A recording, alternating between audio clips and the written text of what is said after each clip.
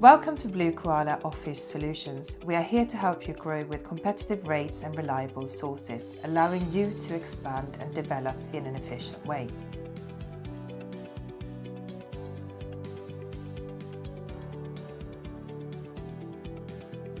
Why do you need a virtual office address? Perhaps you're working from home, but you don't want to use your home address. You may be an expanding business and are looking to attract businesses in Newport and/or Cardiff.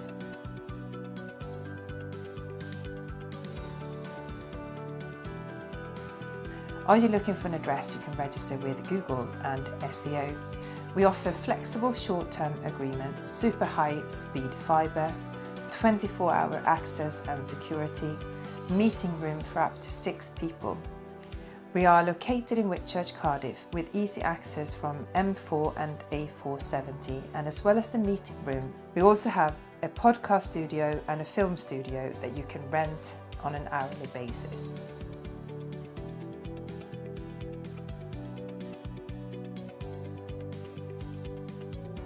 We have created a cozy hidden gem where businesses can come together to brainstorm, as well as having a professional environment. So if you would like to find out more, get in touch. info@bluekoalaofficesolutions.com.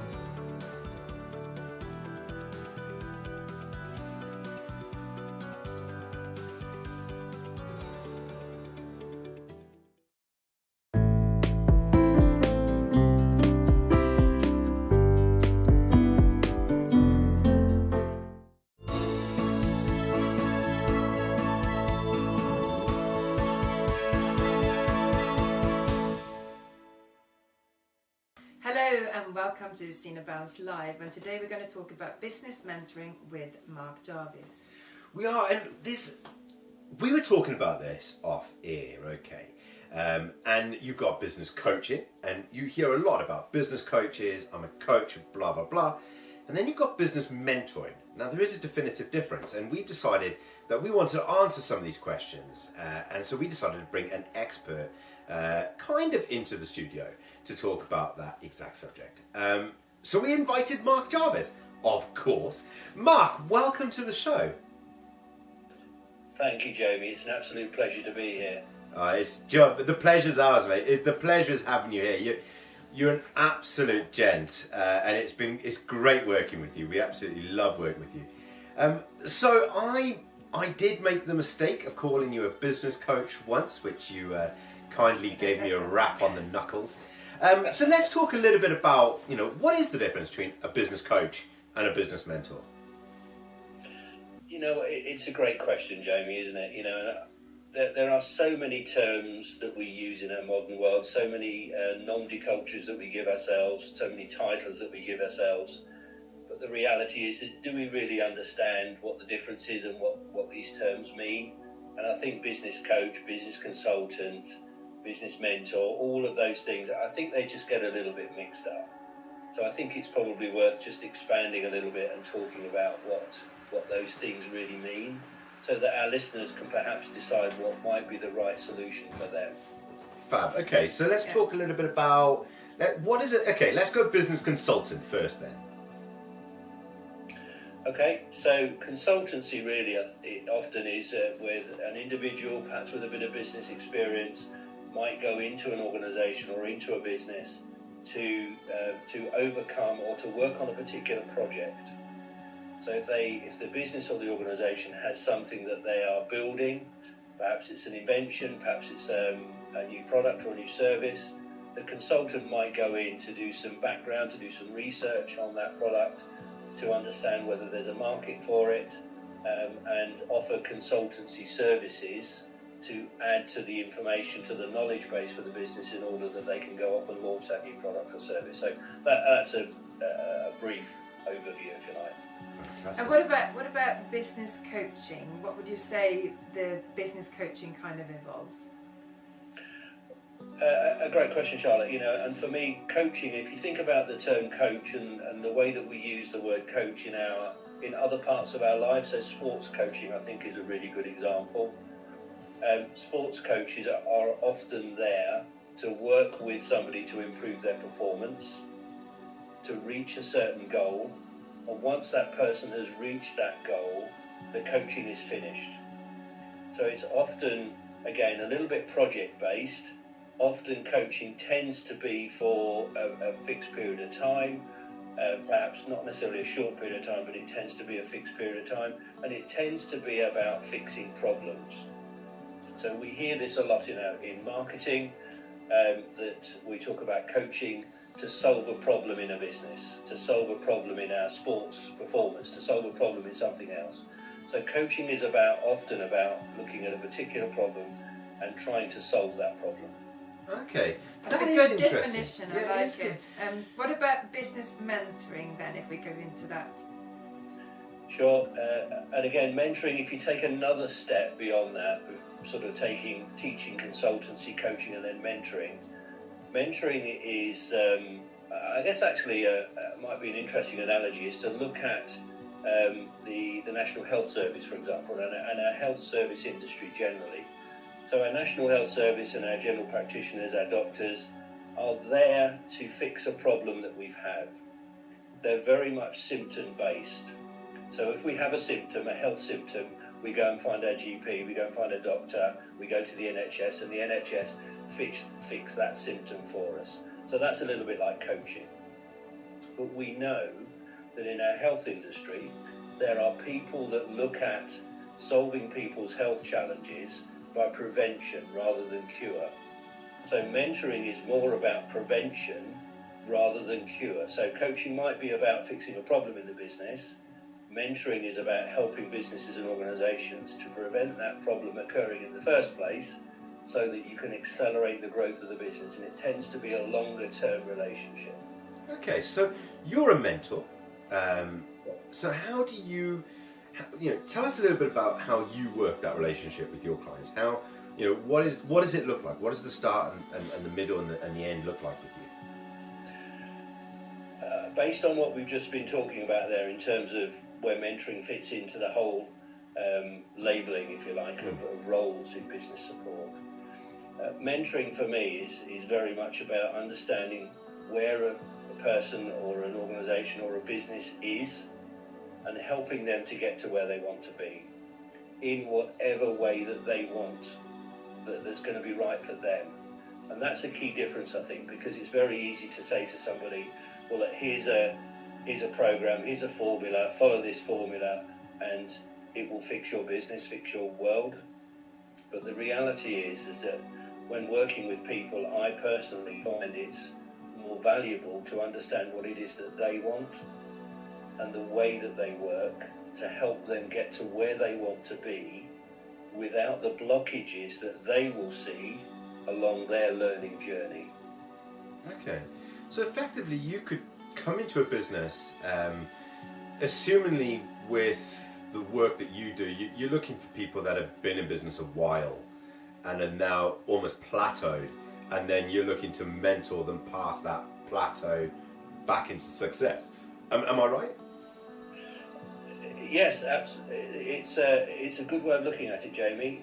Perhaps I might expand on that a little, if I may. Yeah, sure. And a phrase that I often use with people is to say to them, look, my role is to work with you on what's important to you now, before it becomes urgent or critical in your world, in your business.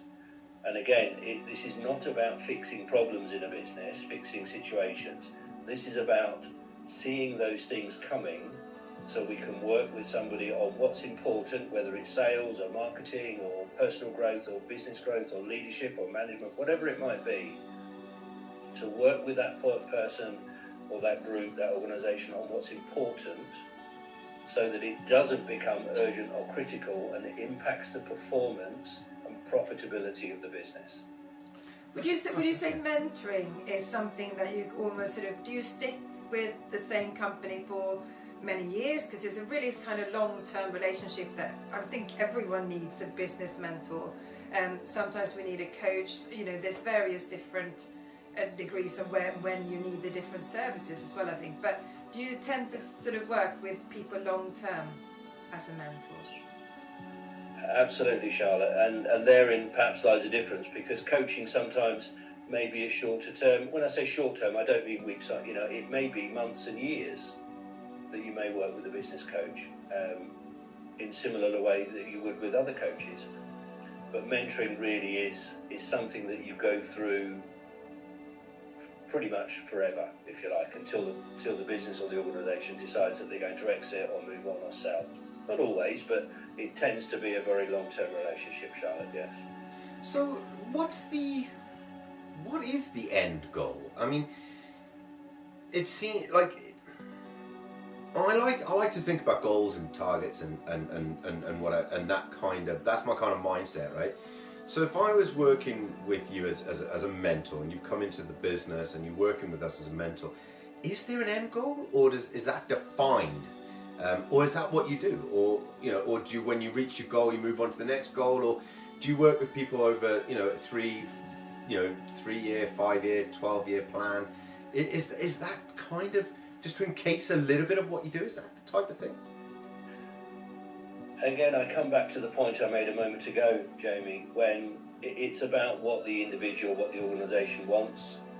If they want to work towards a goal and achieve that goal, and once they've achieved that goal, they set further goals, then that's okay. If that's the way they want to work, that's the way that they can manage their ongoing day-to-day, month-on-month organisational structure within the business, that's absolutely fine.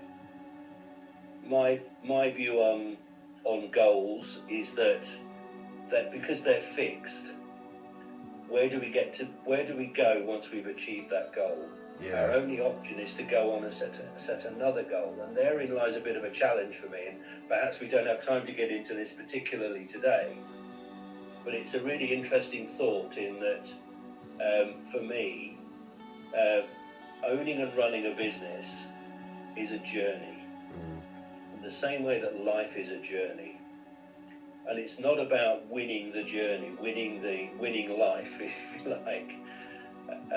And business ownership, I believe, is absolutely the same. Let's enjoy the journey, and the outcome is success and all the things that we want to have in our world. That's great. But if it's only a set of goals, then it's we can only move on to the next goal and the next goal and the next goal, which is not the same as saying, okay, well, think about the things that I'm doing and how can I make those little things better in my world. And that really is one of the keys to increasing profitability in a business. Fantastic. Love What a way to end the show. Mark, unfortunately, I do have to end the show. But that golden nugget at the end actually was probably, if I take nothing away with me today, it was that golden nugget at the end of the show that I think I will definitely take, because it's something that we kind of do as well. We have our goals and we have our challenges, but actually we believe in that business journey, and we love looking backwards as well and looking at where we've come from, so that we can really look at where we're going to. Mark, it's been an absolute pleasure to have you on the show. You are a true gent. Thank you so much for giving up your time to spend some time with us. And if anyone is looking to get hold of you, Mark, how can they do so? Sure, thank you, Jamie. Of course, you can find me on LinkedIn. Just search Mark Jarvis, you'll find me there. And if you want to look me up on the website, it's mark-jarvis.co.uk, or just simply Google Mark Jarvis Academy and you'll find me. Fantastic. And of course you can find Mark on the Sinobounce platform. So that is all we have time for. A massive thank you to Mark for joining us, and from myself and Charlotte, until next time, take care. Bye-bye.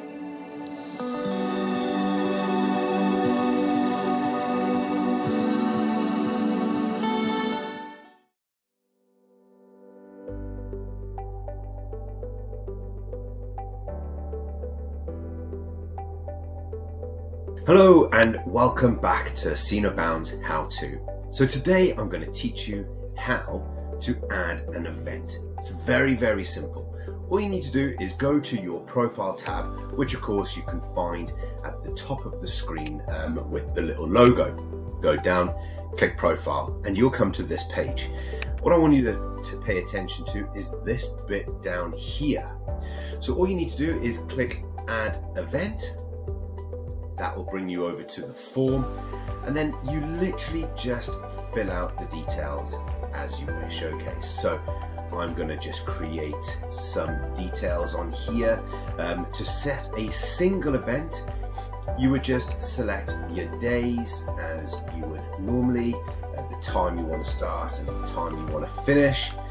So I'm just obviously going to put some random information in here. And then you go to your location. Now this you can have as either a physical location where you would fill out the information below, or as a URL where you would obviously add your Zoom link or your Teams link or whatever other video content that you're using. Add a bit of text on that as well so that people can see what it's for, and then do your description. If you don't have a location, all you need to do is click no location. You come in here, you add your description, whatever that is, so you just put your details in there like so. You select your category. If you want multiple categories, you just literally select the one that you want to go for like so. Then you just press Control and click again, and it will select multiple categories there for you. You then choose what file you want to use. Now the best image size to use is an 800 by 800 pixel photo, and you just literally select that in there. Then to create registration, you click Enable Registration, and by here you can edit each of your tickets. You can create the ticket name, a description in the tickets if you wish, like so. You can select your price. If it's free, you leave it as 0, but if it is got a value on it, you just add the value. You select how many tickets there are. So say for example I've got 30 tickets. Now you can set that everybody has to at least have 1 ticket, and you can also set it that people can only buy up to a set amount of tickets. You can also create when it's available from. So for example, mine would be available from today at early hours, and it is only, and this will then go offline tomorrow at another set time of your choice. If that ticket has to be required, so everyone buys that ticket, you will just simply click that box. Other than that, just leave it blank. Okay, when you are finished, close Ticket Editor and it will save your ticket here. If you do have multiple tickets, you can add multiple tickets to the list as well. So for example, I'm going to call that standard ticket 2. I'm going to say that that is £10 because it could be a junior ticket or a membership ticket or a reduced ticket. Whatever you decide your overall ticket is for the whole event, that's what you put in the space. Then again, you can put your availability in there and you close tickets down again. And as you can see here, 30 tickets in each. If your overall ticket is 30, then it will only sell 30 tickets as a maximum. So that could be 10 of one, 20 of the other. It could be 15 of one and 15 of the other. It could be 5 of one and 25 of the other. But it all depends on what that total space is. And again, you can put a maximum of how many tickets each person can book. You can create a booking off date. So it could say that you wanted to book it off, say 15 minutes before the event, and then no one else will be able to book on from there. Leave both of these as default. Hit your consent button to consent to your submitted data being collected. That will then mean that you will then be able to get the data that you need, and then you would just hit submit event, and that would then get listed in the events board.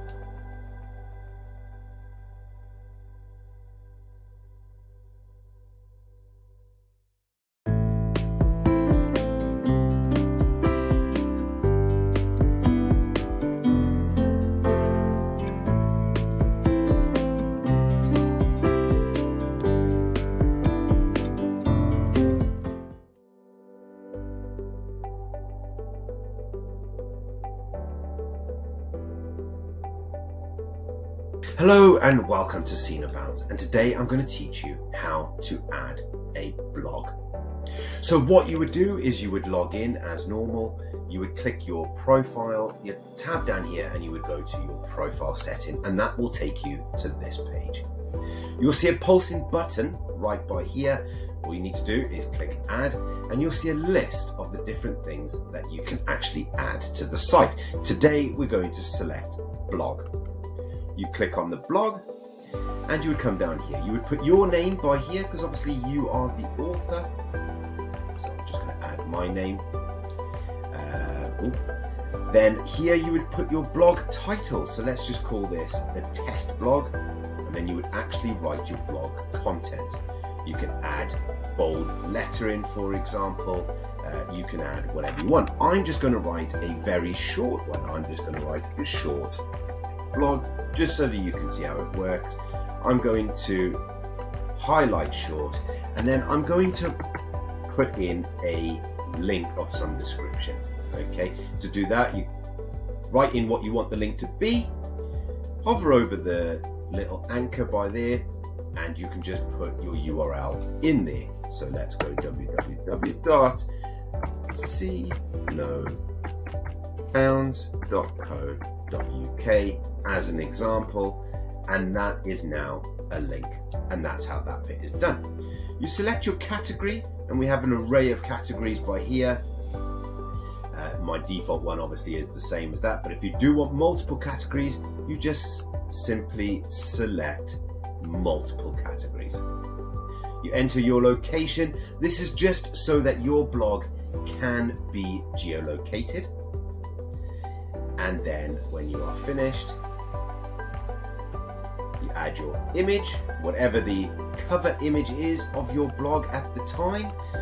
And you can create a multitude of different blog images, and then when you are finished you can submit that blog into the library.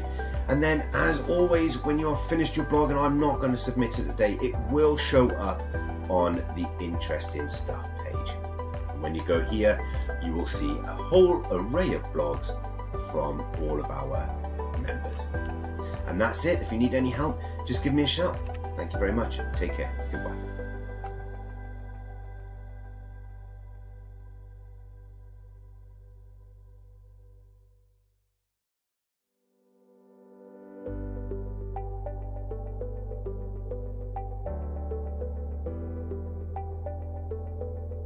Hello and welcome to Ssupport, and today I'm going to teach you how to add a vlog. It's very simple. You would log into the site as normal. You'll go to your little man icon, top right hand side of the screen. The drop down comes down and you simply click profile. From there you will see a little pulsing button by here saying add listing. Click on that, choose vlog, and a new screen will open up. Nice and simple. What you would do is you would put in your blog title. You choose your URL, whether it be from Vimeo or YouTube or whatever else. It has to look like this with the HTML link, so make sure you add the whole link into it.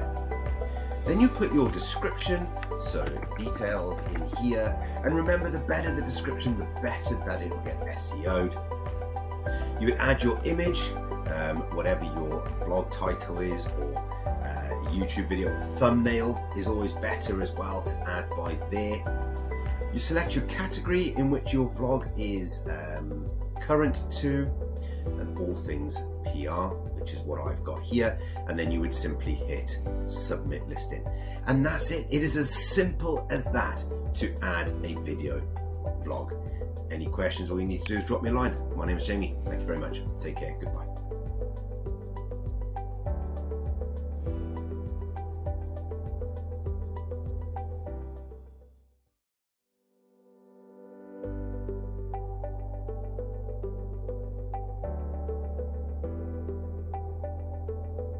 Hello and welcome to Ssupport, and today I'm going to teach you how to add a podcast. Now this is very, very simple. All you do is you would log in as normal.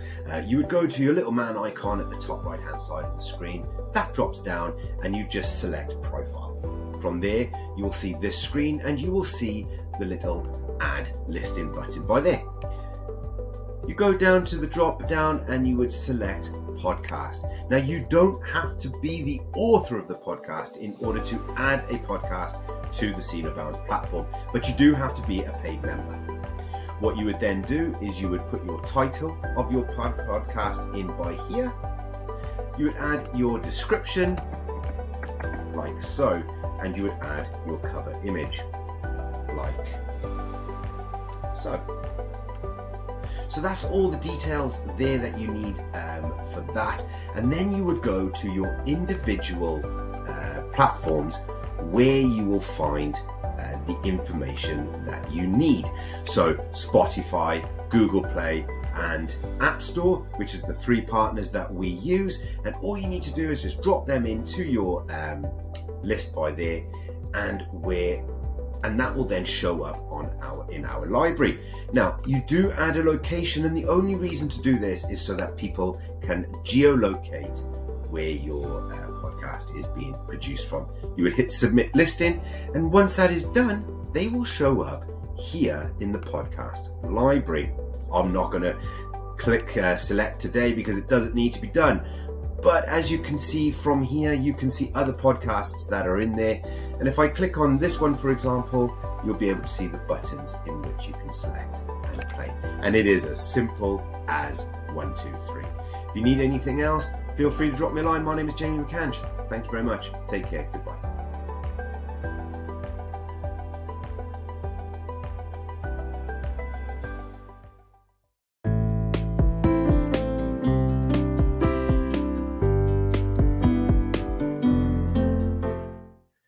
Hello, it's Wednesday, which can only mean one thing, right? It's only a Meet the Member. Oh, we love Meet the Members. I know. Yeah. And so this is where we get one of our fantastic members from the community to come on a show live in front of 50 million people and tell everybody about their business. And today's guest is the lovely Tracy Carter, all the way from sunny Somerset. Tracy, welcome to the show. Yeah, just trying to get the heartbeat down from the 50 million. Honestly, I know. It's not the 50 million you got to worry about. It's George Clooney. I know. He's watching. Simon Cowell is on. This is my moment. I know, right? know. So, Yes. as Simon would say, this is your moment. No, I'm only joking. So, Tracy, tell us, what is your business name and what is it that you do? So my business name is Succeed in Life. And I do coaching, training and mentoring all kind of wrapped up in one, and kind of switch when I need to. And really my passion is about making sure that everybody gets the opportunity to really reach their full potential. And it's how we do that. And so for me, I think the best way that I can help with that journey is speaking to other managers and potential leaders about the best way for them to lead in order to kind of serve their staff, their customers, and get the best out of them. I've had some lovely chats with you, as you know, and I absolutely love the background of where you come from. So just tell us a little bit about your background and why you sort of want to give back to the community, and how you got into what you're doing now. Okay, so just a quick background, I guess, is I come from a kind of working class. I don't have an MBA, but I have managed to kind of work my way up through an organisation, and I spent 25 years as a director and as a managing director, where I set up a company for the local authority. And it was all about trying to do the right thing for the staff, for the customers and for the community. And I've gone through my own journey of kind of learning how you've got to match up your leadership skills with your mindset skills and your heart set, because actually life throws so many challenges at us, and it's how you overcome each of those in order to kind of find your next step and your next bit of the journey. Because you can either take a stance where bad things can happen and we all feel like victims, or we all go into the emotional side, but you've got to overcome that, and you've got to realize that you can turn it into a gift and you can make something better from it. And that's the kind of journey that I've been on and still going on, and still, you know, trying to reach my greatest achievement. Although I've achieved some fantastic things, I'm still on that journey, and I'm loving the learning that you continually do.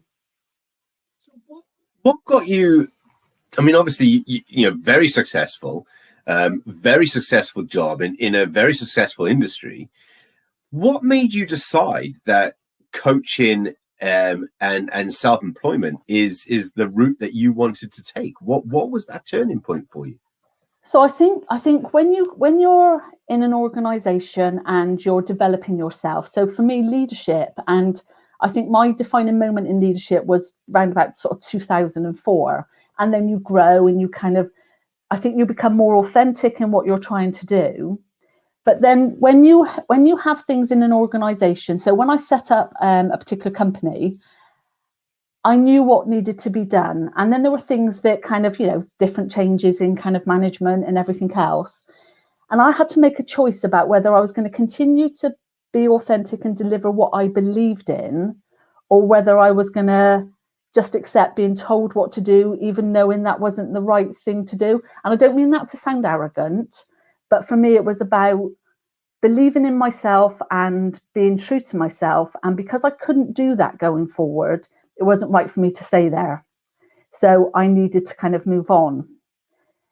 Then I think you hit your next roadblock, which kind of says, right, I'm now in a different world. What do I want to do? What's my next stage?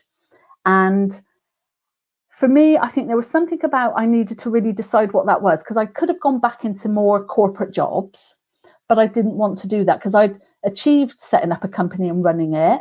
So that was kind of my baby. So going into another organization and kind of running a service wouldn't have given me what I needed.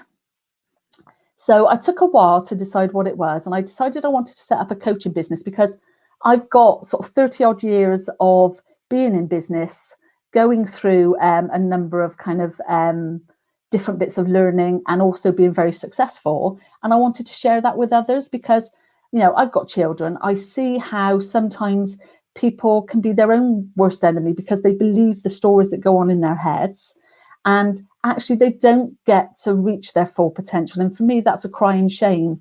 But I've also seen organizations where the management is really poor.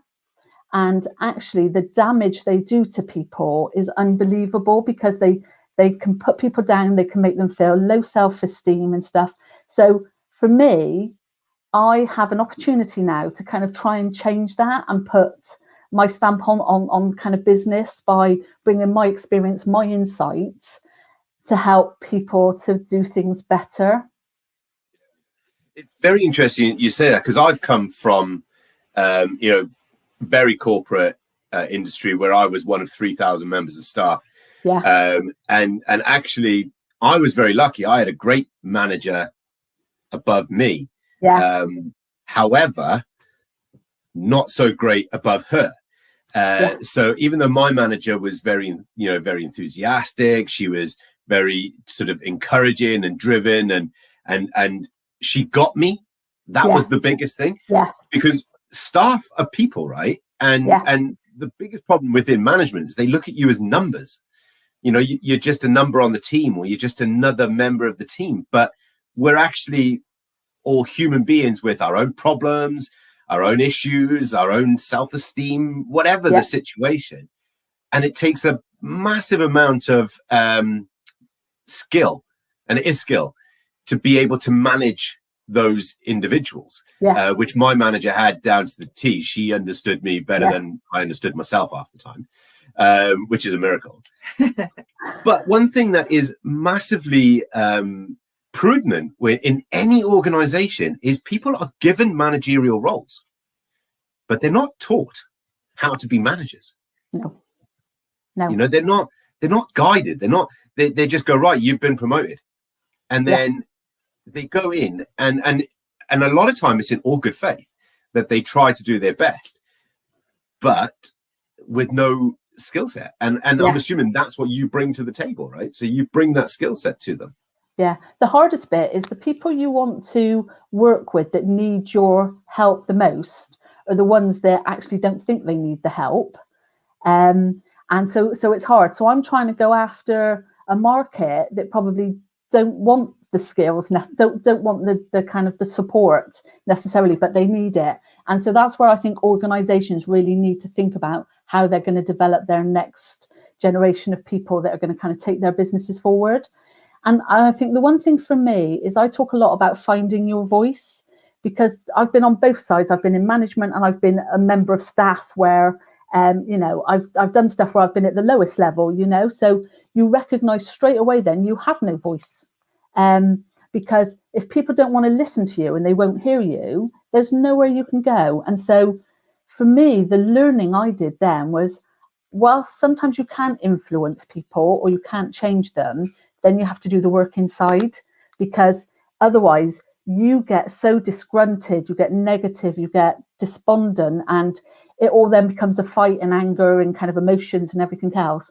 And actually, you've got to find a way to kind of carry on with that job, but in a way that still allows you to be, harmonious with kind of who you are and what you want to do, and doing your job in that way without it affecting you. And that is difficult.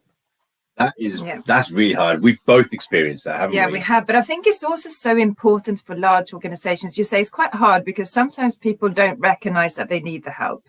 Yeah. I've certainly been in an organization where they thought they were great managers, and really quite clear that they didn't have a lot of experience within that field. But I think that's so important for businesses, especially after the pandemic, when we're starting to go back into the office and realizing that, by keeping staff happy and keeping a good team, you're going to succeed. And that's when you succeed in life, which is, the company that you run. And I think by noticing that and being able to help people with that, it's much less costly than constantly having a staff turnover. And it just brings the most amazing atmosphere to the office as well. And I think that's something that people really need to focus on, because it's about that harmony between management and all the way through. Everyone is important in the company, and that's where you really come in. It is. And I think one of the things that is so easy to understand, all of us have got the skills to do this, is the ability to listen, but listen so as you can hear and understand. And how many times do we see managers that don't even listen, let alone, they're talking over you and everything else. And so there are simple things that, even if you don't want to have coaching or you don't want to have mentoring, you can do yourself if you want to do your own self-development. But really think about how you hear what other people are saying to you. And you might not like what you're hearing, but the best criticism actually can help you to grow and be better. But you've got to be open to hearing it. You want to be in our house, honestly. But it's one of the other points that I want to make out, which is where I think you really come into your strength. We've obviously talked about corporate businesses, and there's people listening to the show today, and they're thinking, well, I don't own a corporate business. But it's the same thing for small businesses, right? Yeah. So, we're the two of us, and we're running a company. We work predominantly with freelancers. But let's just say we employed a member of staff. Neither one of us, and I think you are trained actually, so okay, we'll take that away. I'm certainly not trained. Even though I have been a manager, I'm not trained as a manager. I haven't got management qualifications. So if I was going to employ someone, I want them to come into the business, and I want them to believe in what we do as a company, right? But the only way I'm going to achieve that is by treating them right. Yeah. And yet I haven't necessarily got the skill set in order to do that. And that's where you would come in, and you would show us you would teach us how to manage other people, right? Yes. But I would say that first off, you have to have the leadership for yourself. So you have to think about how you lead yourself, how you talk to people, and how you think about people, because you've got to get that right. And actually, when you think about a lot of the things, and Jamie, there's no way you wouldn't be kind of good at kind of leading people, because you care. So there's lots of ingredients that people already have. It's just about thinking consciously about some of the things you need to do. But I also think there's something about us understanding our own mindsets, because we all have saboteurs and kind of judges in our heads that kind of stop us from going forward. And you need to understand what the lies are that they tell us, in order to then kind of reach the kind of the wisdom that allows you to be more open and creative and exploratory about the goodness in certain things. And if you can kind of balance those two, then you can actually treat people far better, because you're using things like empathy and compassion. It's interesting because you did a blog for us yesterday about leadership. And one thing that comes to mind when you talk now is, because I've run various businesses, and the importance that I found was that you have to change your leadership depending on your staff as well. So I was running a company where I had a lot of professionals within hospitality. I then opened my own business in hospitality and didn't have professionals. So my whole leadership had to change to be able to cope with very young staff, where often it was their first job. But I'm still in touch with them all today. And, but it was changing my skill set to understand. And I think you never employed, you adopted. I just adopted them all, really. But, and it was just great because it really taught me that you have to kind of constantly listen, change, adapt. And that is so important within leadership. I think that's the skills. I'm going to jump over to the comments, right? Because literally the comments just went mental, which is always lovely. So I'm going to come over to John. Right, so lots of good mornings. Lots of lovely to meet you, Tracy. But I'm going to come over to John. So John come on and he said, one thing a manager taught me, and it stuck with me: never ask a member of staff to do something you're not willing to do yourself. And John, that's such a good point. I remember when I used to run a pet shop, and I used to have a fantastic member of staff that used to work for me. She was only young and she was adorable. I loved it a bit. And she went on actually to train as a vet. But I remember saying, I want you to do this for me today. I'm going to go and clean the bin. And she was like, well, I'll do the bins. I was like, no, I put the rubbish in the bin. I'll go and clean the bin. And she always said to me when we finished, she said she never forgot that, because anywhere else she's always worked would have her in the bin, scrubbing the wheelie bin. But because of health and safety, we had to keep it clean. That is so important. And I've seen this happening. I've got in trouble for that so many times because I've been helping out a kitchen porter when I've been told I shouldn't. And, but so important.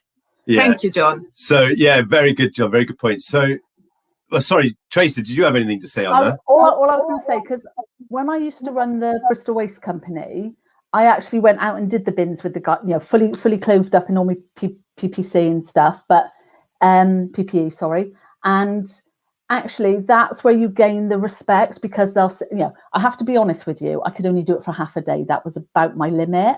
And they do it every day, day in, day out, sort of picking up the bins and the recycling and stuff. But that's the only way you're going to get to know them and understand what they have to go through every single day. Absolutely, yeah. And in understanding those small, all the jobs within the company, that is a great leader, I think. So Helen's come on and she said, she said, yes, we all have our own worlds. Respect equals respect, in my view. It's how you communicate, tone, pitch, and words, how you put it to someone. Yeah. Lots of emojis in there, which always confuses me as a dyslexic reader. But I think I got that across. And yeah, absolutely. So we're a franchise business. And when we were franchising, we've done a lot of research, and actually McDonald's, which is a prime example. So McDonald's, the world's biggest franchise business. And actually, the Big Mac, which is now what McDonald's is known for, was actually invented by a franchisee, not the owner of McDonald's. It was actually developed by effectively someone that worked for the business. So it just shows that if you listen and learn to your staff, they can actually make your business, which is incredible. Absolutely. And they're the ones that see what goes on a day-to-day basis often as well. Yeah. And I think a lot of what problem happens with management, I think, Tracy, you may agree with this, is top management, they've got it in their head. They've got a heart. They know what they want to achieve majority of the time. And then you've got the staff at the bottom of the pile who see everything, and they're the ones actually doing it. And then you've got the conduits in the middle, which is middle management. But a lot of the time, the middle management will cherry pick the opinions to suit top management rather than honest feedback. And that is, I think, when a business starts to fall apart, because it's very easy to get someone to say what you want them to say. But it's really hard to listen to the truth, isn't it? Yeah, one of the things we had when I was in the waste company was, you're right, the kind of the supervisors and the middle management, they would talk to the guys sometimes in a way that's like, you're going to do what I tell you, sort of, or else type thing. And some of that was because they hadn't had the training and kind of they'd come off the tours, and so there's a lot of things there. But one of the things I did, and this was a failure, okay, so I'm kind of happy to, is I said, right, let's try. We did a trial where we took about 6 crews, and we said, you're going to have no supervision, but you're going to work as a team to get the work done and agree whether people can take time off and do stuff, but without the supervisory role. And so I'd have regular meetings with them, and there was some great stuff that came out of it, because you've seen some people absolutely that would be there till 6 o'clock at night trying to get stuff done because others wouldn't do it because they wanted it to be successful. There were people that showed them their natural leadership ability. And then we had the kind of constant, this isn't working, we're not getting this support or whatever. And in the end, I said, right, it's not working, let's stop it, because it doesn't work. But we learned a lot from it. So sometimes doing something that doesn't work, you get some great insights from that. Absolutely. Yeah. The tower of success is made up of rungs of failure. Yeah. And I always believe that. So we're going to jump over to Tammy now. I'm going to obviously come on to this one first. Totally agree there, Jamie. You are so good with people. Tammy, I'm good on camera, but when I come off camera, let me tell you, I'm a beast. But yes, so she said, and I think this is to you. She said, and you gave a young person the opportunity, Charlotte. There's not a lot of that around anymore, sadly. Yeah, you're absolutely right. But Charlotte, you've shared some great stories of the young people that you've worked with. I love working with young people. Well, we both do, as you know. And I think this is where we really connected with Tracy, because you also have a passion for young people, wanting to succeed and help them at an early age as well. Because there is so much help out there. In the business directory, of course, at Senior Bounds, there's so many people that are willing to help if you just ask the question. We've experienced that. Yeah. So Tammy's also come on and she said, Jamie, how many jobs have you had? Hundreds, love. Oh, don't start. Tracy, sorry, Tracy, what are you going to say?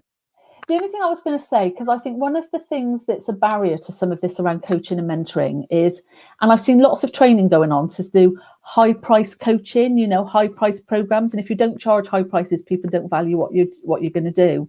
And I think we've got to stop that. I think we've got to start disrupting the market, because this should really be affordable. So it becomes something like you do, where you buy your packet of cigarettes, or you kind of, your night in the restaurant, you're going to have that because you're going to benefit from it. Not that it's only open to the elite and the people that can really afford those sort of prices. That is a fantastic point. I'm going to jump back over to Helen quickly, who said it's rapport. Yes. Finding out about them and connect, and she was talking about staff members there, and this is important as well at the moment. I think, because so many has been stuck at home. Our mental health has affected all of us during the pandemic. So all people coming back now into work, some people are going to be really frightened. Some people are going to be dying to go back and kind of get out of the family home for a bit. So it's some of us are just lucky we're not buried under the patio. But finding that balance, and that's when somebody like yourself, Tracy, can really come in, I think. So tell us a little bit how you can help in that sort of scenario. So one of the things, and it's a training program that I've done, because I think it was so good. I'm training to be a certified coach in this, but it's around the mental fitness. So we all know that we've got to get fit if we want to climb Mount Everest. But we don't do enough on our own mental fitness.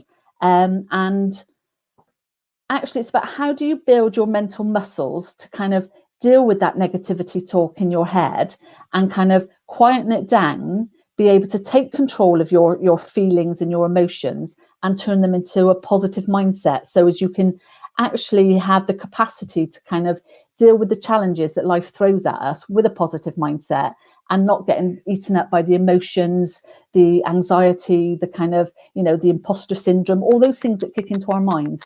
So that's a big part of what I do with people, because I think that's a really important bit to get the foundations right. Absolutely. I'm going to jump back over the comment. Honestly, Tracy, I don't know what you're doing, love. Right? 50 million people. 50 million people, they all got comments. Bring it So on. Gordon, come on. So Gordon's from your neck of the woods, actually. And he said, listening whilst I have been driving, some great points. Firm believer of working alongside and being prepared to get your hands dirty as well earns respect. And Absolutely. That's absolutely great comment, spot Gordon. on. Thank you. Brilliant, Gordon. Tammy come back on. She said, I paid for a coach and it's the biggest regret of my life. To them, I was just another paid client or a number. I know. Well, Tammy, my advice is have a chat to Tracy. I think when it comes to coaching, there's so many coaches out there, and I think it's about finding the right one for you.